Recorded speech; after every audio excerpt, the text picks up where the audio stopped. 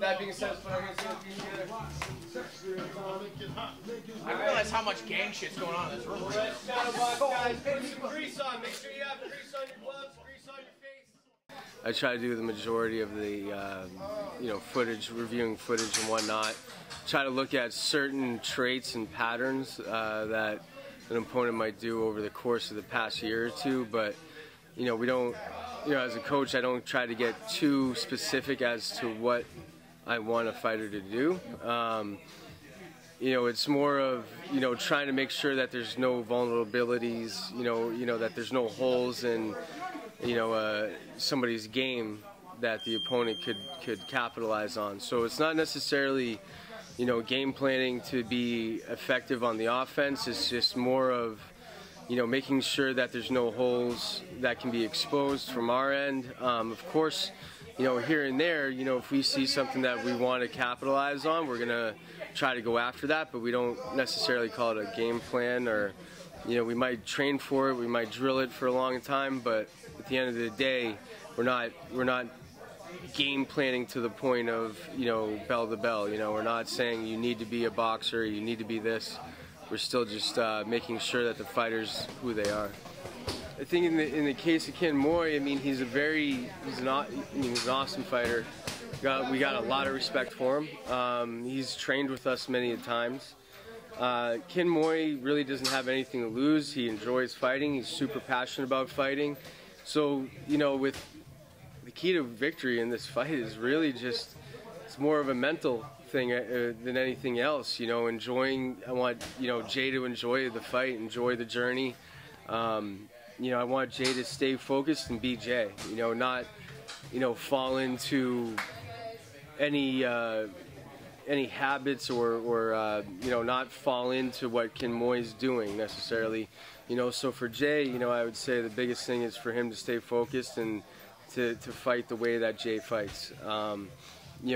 Mentally and, obviously physically, I think Jay's footwork is going to be a big key to this fight. The way that he keeps his range and closes the distance, the way that he angles off is really key. But at the end of the day, Jay, the way that Jay's going to be successful is if he remembers who he is and fights the way he always fights, not the way that Ken Moy wants him to fight. So it's been perfect because, like you mentioned, we're about the same weight class, and that's huge. So that kind of helps to have training partners about your weight. Pretty much all of Sityodtongs like that. We have a ton of guys in the 135, 145, 155, and Jay and I just kind of clicked.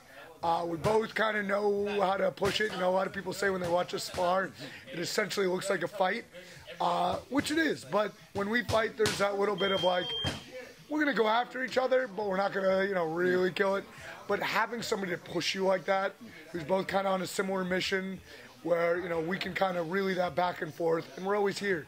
So, I probably battle with Jay 3-4 times a week, and that's getting you fight ready when you got those teammates that can push you like that.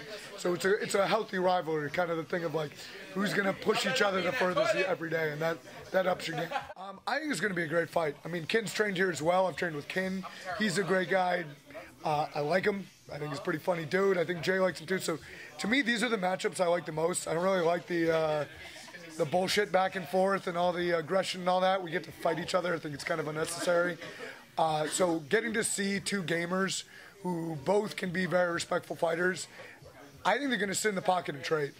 I think Ken is always going to sit there right in front of you and throw punches. Ken, and somewhat personality-wise, I like it a little bit to myself, where he just does it because he loves it.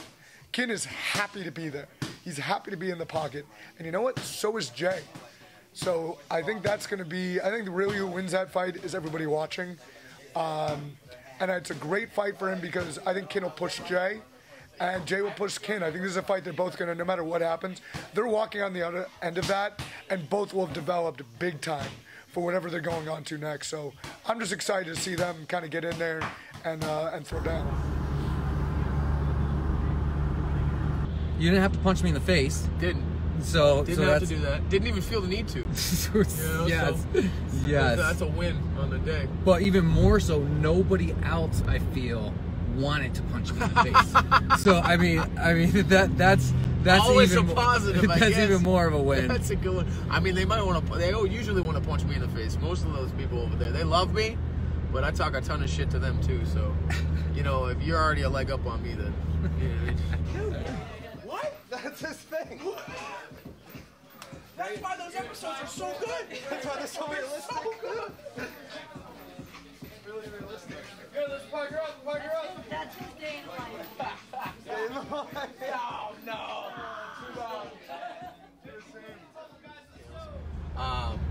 But over the last, I would say, like year and a half, our group has really become like a family again. I would say, you know, we're very, very much involved, and you know, we all hang out and we talk to each other. We joke around all the time, like most teammates do. But I feel like there's a real good bond between the stable that is at Sityodtong with, you know, the core people that are there.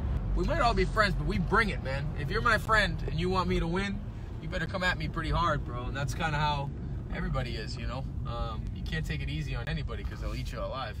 Emily, Sarah, Rachel, you know, be it Jeff or, you know, Arthur or Brendan Marat or Dylan Locker. Think about all those people that are there, you know, for if you give them an inch, they're taking a mile from you. So, being friends doesn't mean that we can't. In fact, it means that we have to push each other and be that hard on each other sometimes.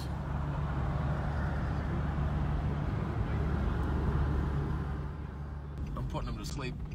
And I'm not talking about. If I get them to the ground, I think it'll be more interesting than you think. I think that people aren't giving my hands enough credit, which is fine, because maybe I haven't displayed them the way that I should. But you'll see. Kid's not going to allow for a fight like Johnny's. I know that. You know what I mean? It's not going to be the same game plan. So it's going to be two guys that are going to swing at each other. And then that's just the styles. Everybody has been projecting that I'm a guy that takes what you do best and shuts you down with it. Well, Kin's best work is his hands and his feet. So I guess I got to go there too. So I guess I have more to prove in this fight than you guys think that I do, because everybody thinks that I'm boring, I guess. I got Muay Thai too, bitches. I'm not the only person without striking. I will give Kin the credit that he is duly, like justly due. He's gonna be prepared. He's gonna be, you know, everywhere that he's watched my tape. He knows what I'm gonna do. He knows I'm strong. So I don't think that he's gonna want to try and wrap up with me too much. He's gonna try and pick me apart with his kicks and his punches. I know that. He's got great elbows. He's going to do the Thai thing. I know it. You know, if he tries to shoot on me, then we'll do that. I'm prepared for any and all possibilities. Kin could come in and deadlift me and fucking military press me for all we know. You know what I mean? So, whatever Kin wants to do, I'm down for. There's no part of this where I don't think I can keep a good pace for five 5-minute rounds. Like I went with Johnny, and if you've ever done any kind of clinching at all, it's very grueling. I did that for 25 minutes and felt fine after. So I think as long as I keep the pace and I pressure him back and don't let him do his little tactics that he does and his movements that I'm not going to reveal my secrets to, then I'll be fine. You know, he's been finished before. It's harder to finish me than it is him percentage-wise. So we'll see where it goes. Either way, after the fight, me and Kin are going to shake hands. We're going to go get a beer. We're going to get fucking shitty food together, and we're going to be fine. So, like, you will never see me not talk shit about somebody that I don't respect as much as I respect Kin Moy. So anything that I say in any interview will not be manipulated into thinking that I'm talking shit about Kin as a person or as a fighter, because I respect him in both regards, every single way. Any other person, you'll hear me talk up and down him. But this guy is somebody that I respect as a guy that loves to fight and is going to bring it to me. This is a really good fight styles-wise, and if you really want to get into New England MMA and people that have been around for a while, because me and Kin have been around for a minute, I think it's a great fight. I think the card's great. You know what I mean? I think the fact that me and Kin get to headline over somebody like JoJo who's been in the UFC is a big deal, man. That's a really cool thing that we get to do. So we're going to get to share what we like to do with you guys forever until one of us falls down. Follow us on Instagram, watch us on YouTube, check us out on Facebook, visit us on Twitter, and stay tuned.